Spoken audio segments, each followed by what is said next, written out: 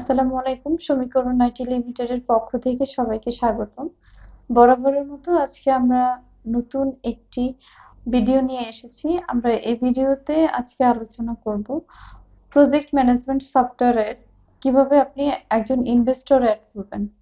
সেক্ষেত্রে আমরা ড্যাশবোর্ড থেকে ইনভেস্টর অপশনে ক্লিক করলে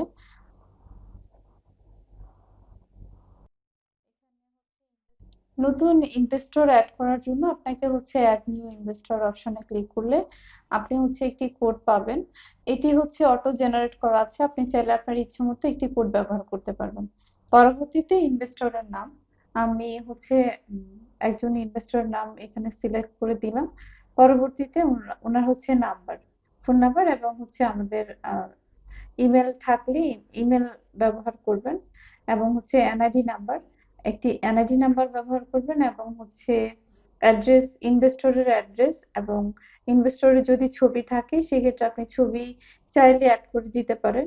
পরবর্তীতে চার্ট অফ গ্রুপ, অর্থাৎ আপনি ওনাকে কোন গ্রুপে অ্যাড করবেন, কোন চার্ট অফ গ্রুপ কোন গ্রুপে অ্যাড করবেন। সেক্ষেত্রে যেহেতু তিনি ইনভেস্টর, আমাদের কারেন্ট লায়াবিলিটিস এই অপশনটিতে আপনাকে ইনভেস্টর অ্যাড করতে হবে।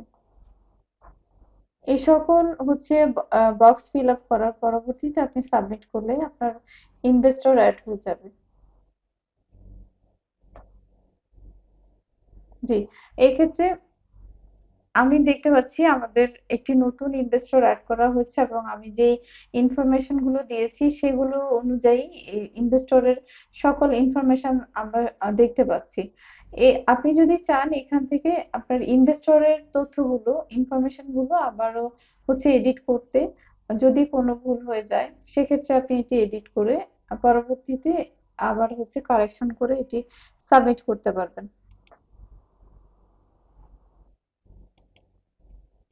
আজকের ভিডিওটি এই পর্যন্ত। পরবর্তীতে আমরা নতুন আরেকটি ভিডিও নিয়ে আলোচনা করব। সেই পর্যন্ত ভালো থাকবেন। আসসালামু আলাইকুম। সমীকরণ IT, busy life, easy solution.